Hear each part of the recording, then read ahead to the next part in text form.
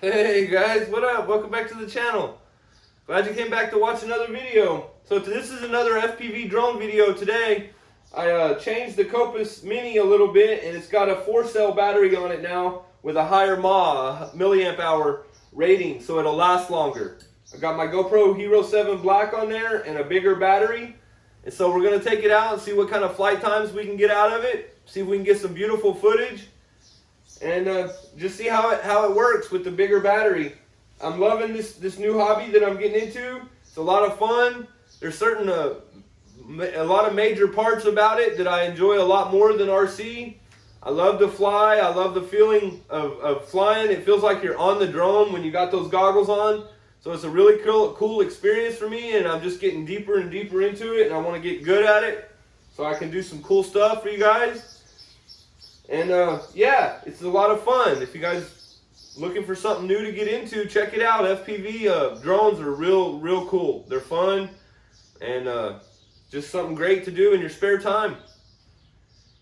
I got my goggles and my drone with the GoPro 7 on it and the bigger battery. Here, let me show you guys. These are a pair of props that Tommy let me borrow. They're not the right props for it, but they work. My other ones were getting pretty worn. And yeah, so let's get out there and take this thing for a flight.